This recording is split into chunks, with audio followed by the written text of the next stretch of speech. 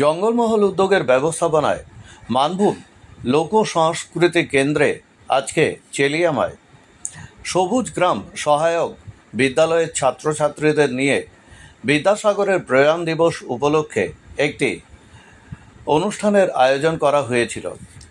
প্রথমে বিদ্যাসাগরের মূর্তিতে পুষ্পার্ঘ্য প্রদান এবং পরে নানা ধরনের সাংস্কৃতিক অনুষ্ঠানের মধ্য দিয়ে বিদ্যাসাগরকে স্মরণ করা হয়। এই উপলক্ষে জেলার বহু বিশিষ্ট মানুষ উপস্থিত হয়েছিলেন মানভূম লোক সংস্কৃতি কেন্দ্রে। বিষয়টি বিস্তারিতভাবে আপনাদের সামনে তুলে ধরলাম আমরা।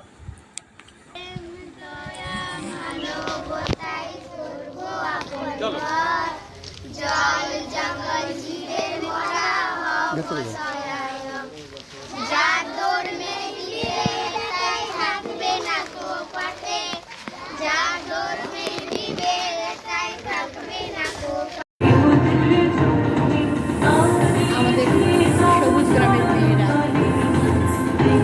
যারা মুক্তি দিলাম, সবই আপনাদের সকলের সহযোগিতায়। আপনারা আশীর্বাদ করুন।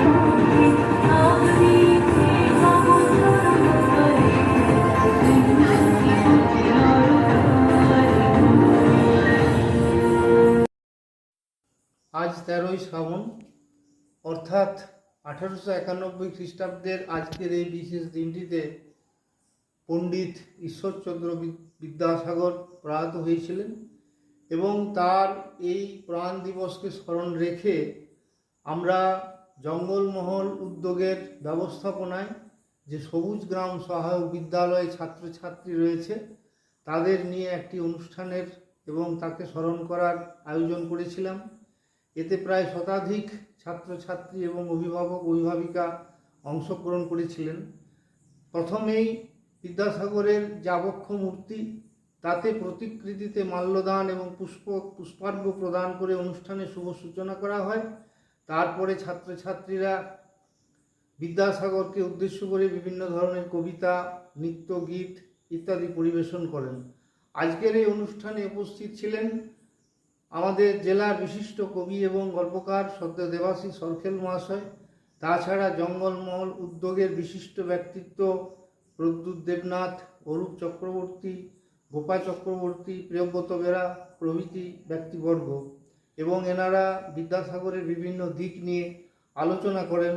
সেই সঙ্গে বিদ্যাসাগরের আদর্শ কিভাবে ছাত্রছাত্রীদের মধ্যে তুলে ধরা যায় এবং সবথেকে বড় কথা তার আদর্শকে নিয়ে আমরা কিভাবে এই সহায়ক বিদ্যালয়টি আগামী দিনে পরিচালনা করতে পারি, এই সব দিকগুলো তারা তুলে ধরেছেন। এবং প্রত্যেক ছাত্রছাত্রী এই অনুষ্ঠানে অংশগ্রহণ করে নিজেদের যে সক্রিয়তা বা পারদর্শিতা তারা দেখিয়েছে এবং এই বিদ্যালয়ে প্রতিদিন না হলেও সপ্তাহে 5 দিন যে বিভিন্ন কর্মসূচি অনুষ্ঠিত হয় সেগুলো সম্পর্কেও এবং আগামী দিনে সেগুলো কিভাবে সুচারুভাবে পরিচালিত হবে সেসব সম্পর্কেও বিস্তারিত আলোচনা হয় অনুষ্ঠানে।